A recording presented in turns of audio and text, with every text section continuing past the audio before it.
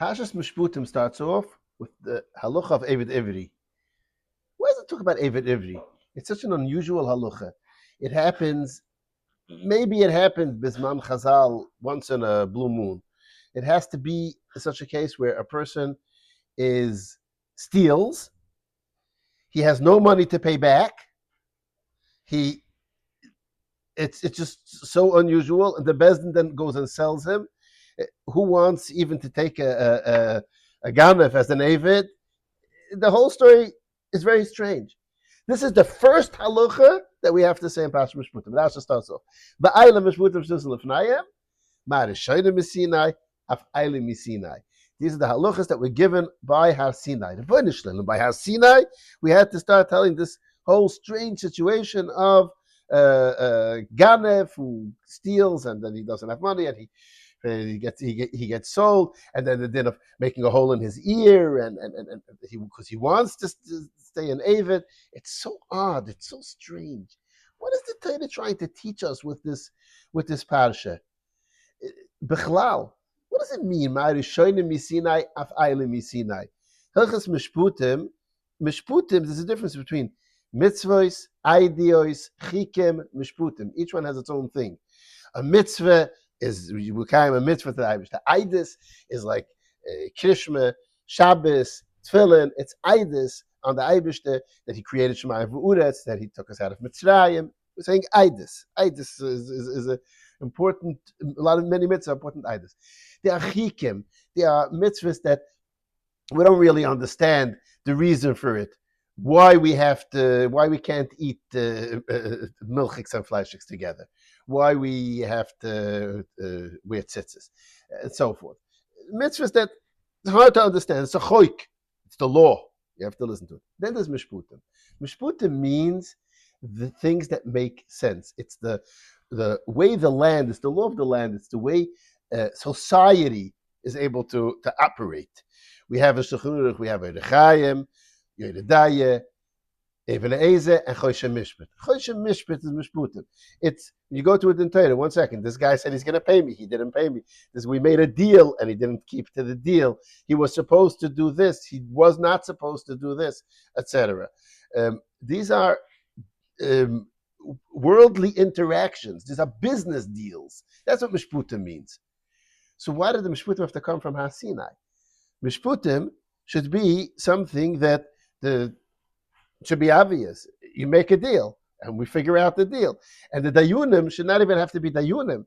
The dayunim should be businessmen, because that's what makes sense. This is business questions. This is not anything about Torah involved in this. Rasha adds an important point. So we're in Gittin, Daf Paiches, that says, "Va'aylam shutim tusin lefnayim, lefnayim veloy lefnay oivdei kechovim, lefnayim veloy lefnay hadiotis." There's an iser to go to a bezdin of goyim, a court, judges, right? There's an iser to go to a bezdin of hadiotis, people who are not Talmidei Chachomim. Why?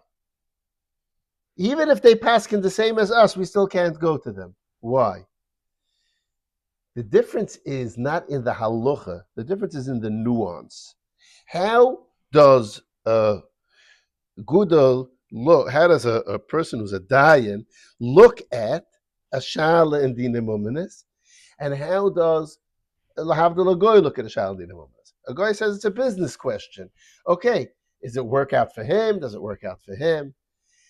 Yid, a true Jew, looks at it.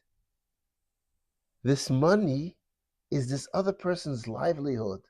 This money is what a person gives himself over for. The Rebbeinu Shalom does not want him to take his money, to take someone else's money. Koves kevayim nefesh, Chazal say. In Sanhedrin Daf Zayin, it says that a dayan that paskins wrongly, the Rebbeinu Shalom says, you are chayiv misa because you took away money from this poor person. It's a different viewpoint. It's not just money, it's life. You look at it differently when you think of it as life. To prove this point, the Torah put in the parsha of Evet Ivri. It's a very strange parsha. But what is the Torah teaching you in this parsha? You have a man that stole. He stole money. He needs to pay back. He needs to make restitution. He has to make the guy whole. He has to give him the money.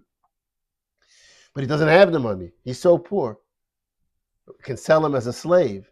What a terrible thing. He's losing his life to pay the money. Yes.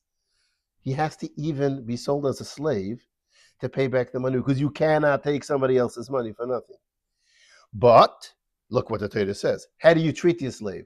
Ki tov lo imach. If you have even one pillow, you give the pillow to the slave and not to you, because you should never feel that he's less than you. He sits by your table. He doesn't sit in the back and eat by himself. He sits by your table. He eats with you. He eats with your kids.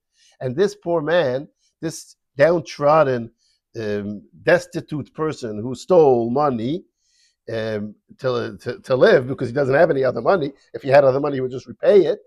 So this poor person is now introduced into the house of the Gevir, who's paying for him, who's now his owner, and he learns proper attitude, proper Torah attitudes, and this is the way that he gets rehabilitated.